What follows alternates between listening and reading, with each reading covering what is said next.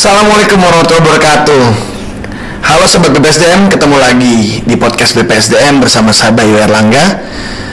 Hari ini kita akan ngobrol-ngobrol lagi dengan bintang tamu yang cukup inspiratif, cukup memberikan motivasi dan juga merupakan rekan kami juga di BPSDM. Tapi perlu kita ingat, kita sebagai ASN selalu stop mengomentari, mari bersinergi bersama bangun negeri. Nah, teman-teman Sobat BPSDM, udah teman-teman sobat lagi. Nah, di sini kita kedatangan tamu nih. Dia seorang trainer, dia seorang coach. Kalau bahasa ASN-nya adalah seorang Widya Suara, tapi dia terkenal dengan nama coachnya, bukan dengan nama trainer atau Widya Suara. Kita kedatangan tamu di sini, ada Coach Ahmad Denny. Iya, cukup Coach Denny. Cukup Coach Denny. Jadi kita panggil beliau Coach Denny. Nah, di sini kita tuh akan bicara terkait mengenai ASN yang adaptif. Ya. ASN yang adaptif ya. Ya. Saya manggil coach atau mas nih, coach aja ya. Coach aja. ASN yang adaptif. Berarti kita bicara adaptif di sini adalah dia seperti bunglon atau dia mampu beradaptasi atau mampu menyesuaikan dengan keadaan di sekitarnya, kurang lebih seperti itulah ya. Oke, Mas Den. Sebagai pembukaan dulu, sebagai intermezzo dulu atau segala macam ini, kalau Mas Den nih sebagai seorang ASN di Kemendagri ini, kalau boleh tahu udah berapa tahun Mas? Dari tahun 2002 sampai 2021 tuh, berapa tahun tuh? Belasan tahun ya. Kalau misal punya anak, udah anak gadis Mas ya? Iya, remaja ya? SMA ya. Udah. Ya, itu lebih tua lagi deh Mas, kayak udah kuliah kayak mungkin. Iya. 2002 ya. Kayak Coach Denny. Di sini Coach Denny itu bekerja sebagai seorang profesi jabatannya sebagai seorang Widya Suara. Betul. Dan nama panggungnya kita bisa bilang seorang trainer atau seorang coach gitu. Nah, coach itu tuh ngapain aja nih? Coach itu tugasnya sebenarnya adalah mendampingi, menggali dan memberikan metode-metode supaya ASN yang dia dampingi menjawab permasalahannya sendiri. Jadi coach itu tidak diharapkan untuk menjawab permasalahan mereka, tapi bagaimana metodenya supaya masalah ASN yang dia dampingi bisa menjawab dengan metode yang coach berikan. Oh, berarti kita kayak semacam memberikan sebuah solusi atau mencari solusi bersama gitu ya? Iya, strategi. Jadi kita solving problem lah. Betul. Solving problem bersama lah dalam sebuah masalah gitu ya. Nah, oke, kita bicara masalah, kita bicara problem atau masalah, kita bicara masalah. Kemendagri itu identik dengan pemerintahan, Mas. Nih Coach. Sorry Coach. Identik dengan ilmu pemerintahan ya. Berarti asumsi orang awam, asumsi orang di luar Kemendagri akan berpikir, oh berarti orang-orang Kementerian Dalam Negeri dan Pemda itu cuma ahli pemerintahan semua. Nah, itu statement kayak gitu menurut Coach Denny gimana? Oke, jadi yang namanya ASN, aparatur sipil negara, itu kombinasi dari beberapa background supaya memberikan pelayanan yang maksimal. Jadi kita sebagai ASN harus beradaptasi dengan situasi kondisi. Ya kan, jadi ada juga kita juga harus pandai ATMT, amati, tiru, modifikasi dan terapkan dan sesuai peraturan perundang-undangan. ATMT ya, amati, tiru, modifikasi dan terapkan sesuai peraturan perundang-undangan. Berarti tidak melanggar. Tidak melanggar, karena harus gitu. Dan ASN di pusat atau di daerah atau bahkan sekarang menurut saya kata pusat dan daerah sudah sedikit berbeda. Sesama ASN aparatur sipil negara berarti sama-sama nih, pusat sama daerah. Cuman perbedaannya kalau di pusat ada presiden ya yang mencakup semua seluruh daerah. Kalau di daerah ada namanya gubernur, bupati, wali kota. Nah, dan disimpulkan kalau secara general saya lihat kesimpulannya semua pimpinan baik di pusat atau negara atau gubernur, bupati, wali kota atau presiden, gubernur, bupati, wali kota itu visinya hampir sama, adalah meningkatkan kesejahteraan masyarakat. Cuman kalimatnya beda-beda, Pak. Intinya peningkatan kesejahteraan lah. Iya. Jadi balik lagi kepada pembukaan undang-undang dasar mencerdaskan kehidupan dan mensejahterakan kesejahteraan umum ya gitu ya. Nah, makanya kita harus beradaptasi. Kita sekarang di kementerian kah, di pusat kah, apa di provinsi kah, atau di kabupaten kota kah. Nah, kita harus beradaptasi dengan visi misi yang dimiliki oleh janji politik kepala daerah masing-masing. Tapi sama sebenarnya. Intinya sama ya? Sama. Mensejahterakan masyarakat itu meningkatkan IPM, Indeks Pembangunan Masyarakat. Berarti memang cuma beda kalimat, intinya sama. Sama. Bagaimana memberikan pelayanan kepada masyarakat. Oke Mas, berarti kita bicara ASN yang adaptif. Tadi kan kita bahas masalah seluruh ASN Kemendagri dan Pemda adalah ahli pemerintah. Tidak setuju dengan statement itu ya? Bercampur aduk karena harus zaman digital, apalagi ada ekonomi, ada pemerintahan, tapi memang karena di pemerintahan lebih banyak pemerintahannya gitu. Oke. Kan memang secara gimana ya, pandangan orang itu kan kita sebagai seorang aparatur sipil negara kan orang bicara administrasi pemerintahan, ya kan kayak gitu kan Mas. Mana selalu administrasi pemerintahan. Jadi di sini kita tahu lah, lulusan ilmu pemerintahan dari Fakultas Ilmu Sosial Ilmu Politik ada. Fakultas Ilmu Administrasi seperti administrasi negara, administrasi publik ada. Akuntansi juga ada, Pak. Ya. Akuntansi pemerintahan. Ada lagi akuntansi pemerintahan. Dan juga yang pasti teman-teman sekolah kedinasan seperti STPDN yang sekarang menjadi IPDN kan, Institut Pemerintahan dan Pendidikan juga fokus mereka di pemerintahan kan. Betul. Nah, kalau pandangan Mas Den, pandangan Coach Denny terkait ASN yang lulusan non pemerintahan, cara mereka beradaptasi itu seperti apa, dan kalau menurut pandangan Coach Denny apakah mereka bisa menerapkan disiplin, contoh saja lulusan ilmu ilmu akuntansi atau lulusan ilmu hukum atau lulusan ilmu sistem informasi atau teknik informatika, teknik industri kan. Nah, diimplementasikan di ilmu pemerintahan, kalau pandangan Mas Denny cara mereka beradaptasi dan itu gimana? Human capital, engagement, and great team. Human capital adalah sumber daya manusia.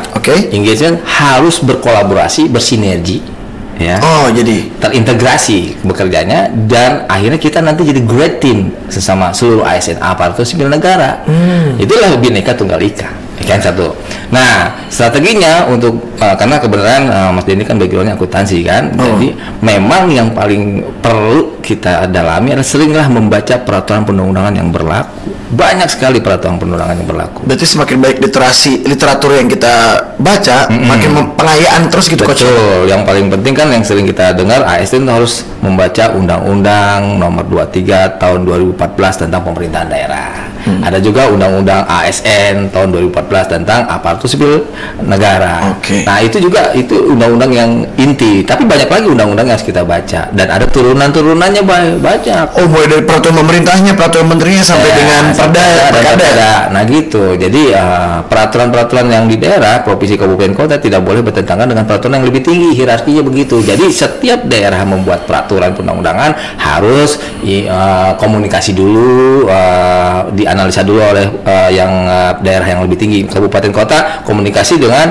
daerah provinsi, karena gubernur itu sebagai wakil pemerintah pusat, sebagai panjangan tangan. Iya. Nah, gubernur juga kalau membuat peraturan gubernur atau peraturan daerah provinsi masing-masing harus berkomunikasi dengan yang pusat gitu. Nah, itu satunya. Kedua, yang harus saya selalu ingatkan bahwa pemerintahan itu tidak terlepas dari peraturan perundang-undangan. Artinya seluruh ASN, terutama yang backgroundnya bukan pemerintahan, harus sering-sering membuka JDIH. Itu yang kompilasi hukum nasional ya? Katanya ada jaringan informasi, jaringan dokumentasi dan informasi hukum. Itu kok masalah yang dikelola sama BPK ya? Semuanya, setiap kementerian. Berarti memang itu memang yang itu berita negara di situ ya? Iya. Jadi kita mengakses ke jdih.com, .org.go.id. Misalnya Mas Denny mau nyari peraturan perundang-undangan yang terbit oleh Kementerian Dalam Negeri. Berarti searching aja di Google JDIH Kemendagri. Keluar. Jadi peraturan perundang-undangan yang diterbitkan oleh Kementerian Dalam Negeri, atau juga ada yang di-upload juga oleh Kementerian Dalam Negeri undang-undangnya atau PP-nya gitu. Tidak hanya peraturan di Kemendagri. Tapi karena Mas Denny narasumber lebih sering membaca JDIH BPKRI. Oke.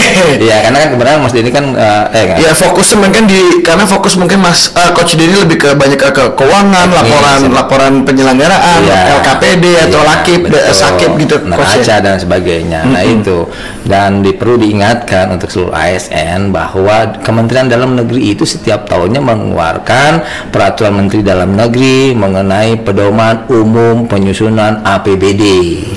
Setiap tahun tuh ya. Belanja daerah setiap tahun sekitar bulan Mei Juni. Nah itu sebagai pedoman. Berarti udah ada guidance tuh ya untuk teman-teman di PME pada saat mereka mengeksekusi anggaran atau melakukan membuat tornya atau perencanaan ya RAB segala macam program-program mereka ya. Betul, sampai DPA. Jadi ada juga yang namanya Permendagri mengenai rencana kerja pemerintah daerah. Ada itu. Sehingga itulah yang membuat nanti masing-masing daerah harus bersinergi dengan pusat karena masih NKRI. Kita itu negara Kesatuan Republik Indonesia. Betul, bukan negara federal. Kementerian Dalam Negeri sebagai pembina dan pengawas.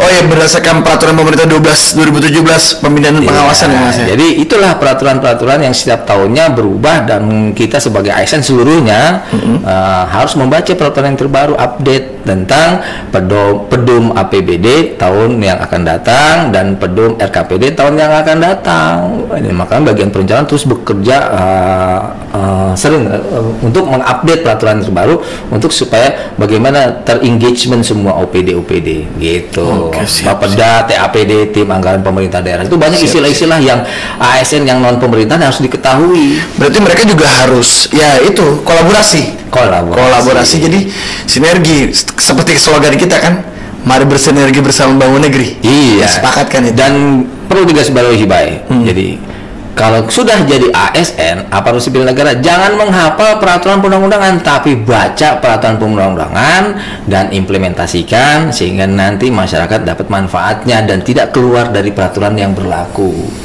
Ya berarti memang fokus seseorang ASN yang adaptif itu domino efeknya tuh bisa ke masyarakatnya luar biasa ya, multiplier effect. Jadi begitu dia sudah mampu beradaptasi dengan walaupun dia bukan dari disiplin ilmu pemerintahan, dia mampu beradaptasi, dia mampu istilahnya adaptif itu, malah bisa memaksimalkan 3 fungsinya kan. Pelayan publik, pelaksana kebijakan publik, dan perangkat pemersatu NKRI. That's it. Betul, seperti yang kita sering sampaikan pada saat latsatan gitu. Mantap. Bahkan sampai dengan PKN aja ya, salon pendidikan kepemimpinan nasional itu tetap kita tegesin tuh Undang-Undang 5 ASN-nya. Nah, Coach, di sini Coach kan sering ketemu lah, mulai dari sebagai seorang coach kan ketemu dari kepala daerah, JPT, kepala daerah, jabatan pimpinan tinggi, eselon 3 atau administrator, eselon 4, PKP, pengawas ya, sampai dengan staff nih. Nah, berarti cara coach memberikan semacam memberikan suplemen lah buat para ASN ini khususnya nih buat ASN yang muda dan berbakat ini. Kan kita nggak bisa pungkiri ya, si generasi Z ini yang menjadi ASN baru ini kan mereka punya skill di atas rata-rata lah. Kita nggak bisa pungkiri, mereka punya kemampuan literasi juga baik, luar biasa. Terus mereka punya skill individu yang baik juga, terus disiplin ilmu yang juga luar biasa karena informasi mereka tuh lebih banyak didapatkan dibandingin kita zaman kuliah. Betul. Pada saat kita kuliah internet barang mahal, barang mewah. Buat mereka internet sekarang kayak makan sehari-hari. Yang kita khawatirkan tidak terfilter. Itu. Nah, bagaimana Coach Denny menanggapi masalah ini dan memberikan ibaratnya semacam memberikan suplemen kepada si ASN muda ini agar mereka menjadi ASN yang adaptif tapi dengan cara yang baik dan benar gitu. Oke. Coach Denny selalu bilang cara kerja kita harus 5T. Apa tuh 5T? 5 triliun? Oh bukan. 5T. Tersistem, terstruktur, terarah, terukur, cari yang termudah.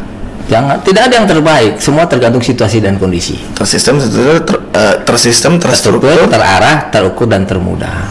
Tidak ada yang terbaik, tapi karena tergantung situasi kondisi. Di Jakarta begini, di Bogor begini, di Kalimantan begini, di Papua begini, termudah. Cari yang termudah. Bagaimana cara pemahamannya? Coba kau tanya ke Bayu, simple. Pernahkah Bayu selama jadi manusia Indonesia, manusia Indonesia nih, pernahkah Bayu selama jadi manusia di Indonesia melihat atau sering atau jarang lah melihat ada peraturan perundang-undangan halaman paling depan itu setelah cover ada daftar isinya? Pernah nggak? khusus membaca peraturan undang-undangan. Pernah nggak di halaman terbaru ada daftar isinya, bab ini halaman sekian, pasal sekian, halaman sekian, pernah nggak? Belum. Nah itu mempersulit masyarakat, mempersulit itu. Ya itu cari yang termudah. Termudahnya gimana? Budayakan semua kita ASN. Oke. Change your culture set. Rubah cara budaya kerjanya. Oke. Culture budaya kerja. Setting. Tidak yang salah. Jadi kita permudah pelayanan kita kepada masyarakat jadinya ya? Sebelum mempermudah kepada masyarakat, permudah diri kita dulu. Oh iya benar. Ya kan? Gimana kita mau mempermudah masyarakat, kitanya masih sulit memahami peraturan perundang-undangan. Jadi benar. budayakan setiap ada peraturan terbaru, misalnya tadi Pak Pedum APBD, misalnya Permendagri Pedum APBD tahun sekian, baca, lihat.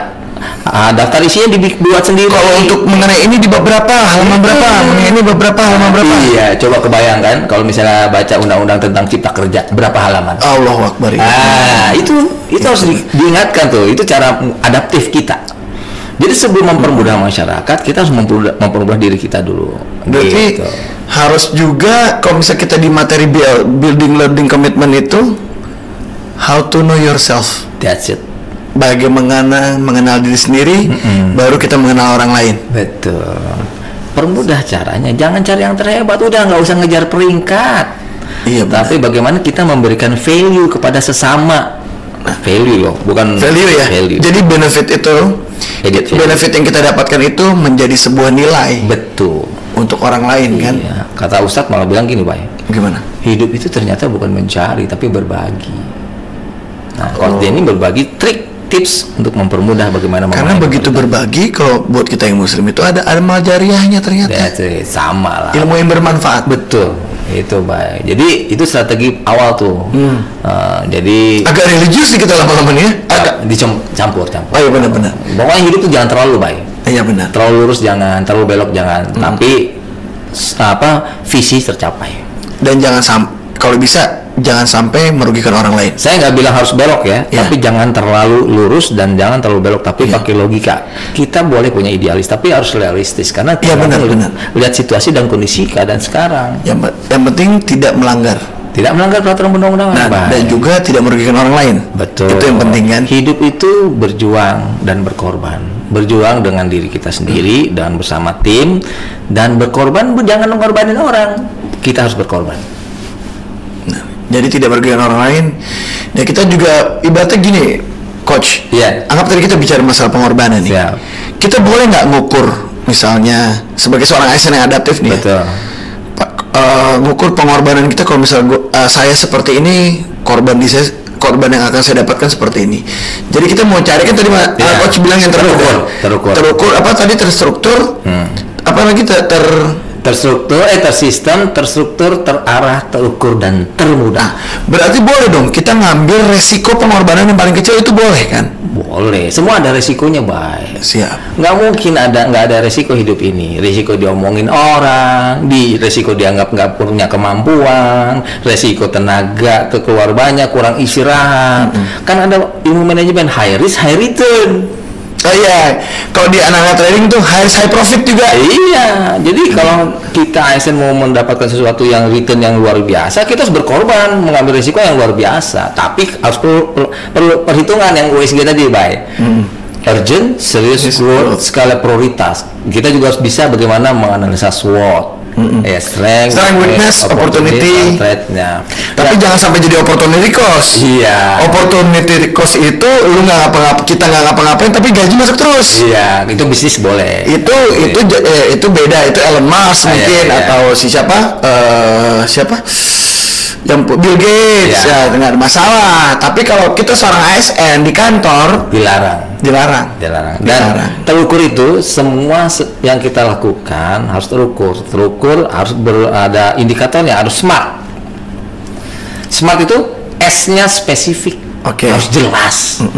Apa yang visinya, tujuannya apa. Jadi kita harus jelas visi kepala daerah apa, misinya apa, tujuannya, sasaran, program, kegiatan, dan semuanya tidak boleh bertentangan dengan peraturan perundang-undangan dan sesuai tusi masing-masing, tugas dan fungsi masing-masing. Makanya seluruh ASN pertama kali harus tahu tusinya apa, sesuai dengan dinas masing-masing, dan jabatan yang diemban. Iya, jabatan yang diemban. Nah, visi, misi, tujuan, sasaran, program dan kegiatan, dan sekarang di SIPD ya, Sistem Informasi Pemerintahan Daerah, sampai sub kegiatan. Oh, sampai subnya? Sampai subnya, makanya celah-celah untuk yang aneh-aneh agak sulit sekarang. Ya, berat. Semakin dipersempit kemungkinan ya untuk yang aneh-aneh lah ibaratnya gitu, semakin dikecilkan lah. Iya.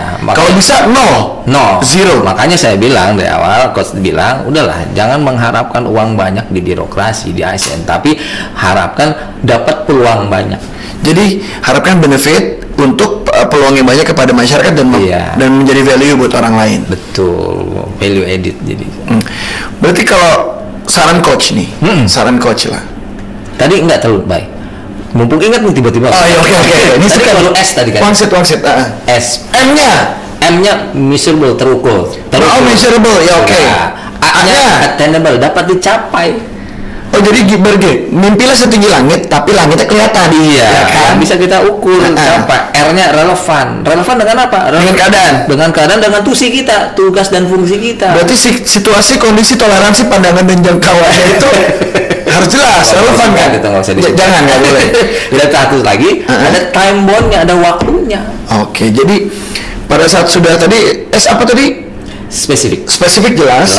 Measurement terukur. A-nya tadi apa? Attainable, dapat dicapai. R-nya memang relevan. Dan ada timeline nih. Jadi kerjanya terus ada target waktu. Jadi anggap saya mau menyelesaikan program ini dengan jangka waktu sekian. Betul. Nah, kita mulai tuh dari T pertama sampai T keempatnya. Makanya Coach Denny kalau memberikan materi di depan para pemimpin, entah itu eselon 2, eselon 3 atau eselon 4 atau bahkan kepala daerah, selalu mengingatkan, sebagai pimpinan jangan pernah menugaskan anak buah pada saat anak buah nanya kapan selesai, jawabannya segera. Salah total itu. Jadi misalnya contoh, saya staff Mas Denny nih. Saya ngasih tugas ke saya coach ya. Baik, kerjain baik. Tolong kerjain. Nah, ini buat kapan Pak? Nanti sore jam 5. Oke. Itu. Jelas. Jadi yang salah adalah misalnya coach sebagai pimpinan segera. Nah, itu nggak jelas waktunya tuh. Nggak jelas, karena segera dari pimpinan sama anak buah beda. Nanti kalau misalnya anak buah, wah jam 5 nggak mungkin nih, gue nggak ada waktu. Tinggal komplain, tinggal bargaining. Iya. Pak, saya jam 5 kayak kesorean. Pak, kan jam kerja kita sampai jam 4. Bagaimana kalau jam setengah 4? Wah, lebih bagus, lebih cepat. Kan kadang-kadang mundur kan. Atau nggak, bagaimana kalau besok pagi jam 9, Pak? Oke. Setuju ya jam 9 ya? Aku catat ya jam 9 di meja saya. Oke, deal. Oke, itu time bond. Ada gentleman agreement di situ kan? Nggak boleh ngomong segera. Jadi as a good leader pun kita juga harus punya memberikan ibarat tim kita target juga gitu. Kita punya target, mereka juga kita berikan target. Jangan indikator yang smart tadi. Yes. Itu indikator. Berarti kalau misalnya kita nanya pasangan kita, kamu makan apa? Terserah. Jangan. Itu jangan. Itu nggak ada solusi tuh. Iya benar, itu sering tuh. Sekarang terjadi kan? Sering sama istri nih ya. Mau makan apa sayang gitu ya. Terserah. Ya udah. Aku ini bercanda deh. Nyari makanan yang nggak dia suka. Ntar bilang, lo kok makan ini sih? Katanya terserah. Itu strateginya. Iya, strateginya akhirnya punya keputusan. Gitu. Itu coach kayak gitu, Pak. Jadi mancing, bertanya terbuka, dia harus menentukan. Ya memang kalau sobat BPSDM ini kita hanya menarik relevansi dengan kehidupan ya. Jadi kalau terlalu kaku banget, takutnya teman-teman sobat BPSDM ini ngomongnya jadi kita tarik tuh contohnya kayak tadi dalam hubungan. Nah, ini kan kita balik lagi ke dunia kerja gitu. Jadi as a good leader juga kita bukan berarti harus nyuruh-nyuruh dong, coach. Ya. Jadi kita memang ayo kita sukses bersama, itu setuju dengan kan katanya as a good leader kan ini goals kita, kita maju bersama. Bukan hanya I am as a boss maju sendiri. Betul, tapi ada kata-kata yang bagus nih. Gimana? Jadi leader harus menentukan, harus jadi role model dan harus membiasakan menggunakan 3 magic word. Apa tuh, coach? Kalau memerintahkan anak buah, ngobrol sama anak buah, apapun ke rekan kerja semuanya, kata tolong, minta maaf, dan terima kasih. Ini yang jarang ditemuin. Iya, tapi sudah mulai banyak. Tapi sempat ada beberapa puluh tahun kejadian kerjaan ini bukan Bayu, tolong kamu kerjain ini ya. Iya, itu Itu intonasi, body language, volume tuh Nah, berarti how to appreciate people berarti di situ. How to appreciate itu bagaimana membuat nyaman teamwork kita. Jadi bukan anak buah. Maksudnya tim, kita bicara tim. Jadi Mas Denny pernah ngerasain dapat pimpinan yang luar biasa waktu pertama kali jadi CPNS. Beliau tuh nggak pernah bilang Mas Denny tuh Coach Denny tuh staff. Selalu mengenalkan Coach Denny kepada orang lain. Ini tim saya. Bukan, ini rekan kerja saya namanya Mas Denny. Oh, dibilang kolega jatuhnya. Partner ya. Itu ternyata reward yang luar biasa. Dan ternyata yang perlu kita ingat untuk para ASN, reward itu tidak harus selalu uang. Penghargaan. Tapi ya, Trimagic tadi. Tolong, mohon maaf dan terima kasih. Jadi walaupun Anda posisinya atasan, alangkah jauh lebih baik dan lebih bervalue kalau Anda punya salah, Anda minta maaf. Bisa jadi. Gitu kan ya Coach ya. Gitu. Dan memang dalam ilmu sosial pinggir jalan istilahnya, ilmu kalau kata Bang Hotman Paris Kopi Joni, itu berarti namanya teori memanusiakan manusia. That's it. Itu yang penting. Jadi karena sebagai seorang ASN yang adaptif tetap harus memanusiakan manusia juga. Ya, karena kita tidak bekerja dengan robot, dengan manusia, harus bersosialisasi, harus maksimal sosialisasinya. Gitu, baik. Siap, mantap. Jadi berarti dari mulai dari disiplin ilmu aja kita bisa meluas lagi sampai dengan seorang ASN adaptif, sampai dengan bagaimana berinteraksi. That's it. Ya kan? Bagaimana berinteraksi. Jadi coba Coach boleh bisa memberikan semacam pesan lah, motivasi lah buat rekan-rekan ASN nih. Ini saya nggak bilang untuk yang muda saja atau hanya untuk yang menengah atau mungkin yang untuk yang senior, tapi untuk kepada seluruh ASN nih terkait adaptif, mulai dari disiplin ilmu sampai dengan how to teamwork yang baik ya. Oke, siap. Untuk seluruh ASN di seluruh Indonesia, sobat BPSDM seluruh Indonesia, ya. Pertama yang kita harus lakukan adalah rencanakan yang kita lakukan yang kita rencanakan. Satu itu. Tulis yang kita lakukan yang kita tulis. Tahu yang kita tulis yang kita tahu. Kalau 3 kalimat itu digunakan, aman terkendali. Mantap. Ya, dan tentunya semua yang kita lakukan tidak boleh bertentangan dengan peraturan perundangan atau kebijakan yang berlaku di negara kita dan di daerah ASN Anda masing-masing. Sobat BPSDM harus itu dipahami. Siap. Terima kasih banyak Coach Den. Oke, siap. Kita udah cukup panjang hari ini, tapi 3 kalimat itu penting banget. Jadi sobat BPSDM boleh record bagian terakhir itu kali ya. Jadi 3 hal itu. Jadi mudah-mudahan harapan kita menjadi seorang ASN yang baik untuk Indonesia. Amin. Tetap membangun negeri Indonesia menjadi yang lebih baik lagi. Memberikan pelayanan kepada masyarakat. Dan 3 fungsi ASN berjalan dengan baik sesuai Undang-Undang 5 tahun 2014. Serta seperti Pak Presiden kita bilang, seorang ASN yang berakhlak. Betul kan? Mudah-mudahan kita makin maju dan makin maju. Amin ya Rabbal Alamin. Terima kasih Coach Denny untuk waktunya bincang-bincang kita terkait ASN yang adaptif ini. Baik, demikianlah untuk episode podcast BPSDM kali ini bersama Coach Denny. Ternyata waktu juga yang memisahkan kita. Ingat sobat BPSDM, stop mengomentari, mari bersinergi bersama membangun negeri. Assalamualaikum warahmatullahi wabarakatuh. Bayu di sini, salam BPSDM Prima.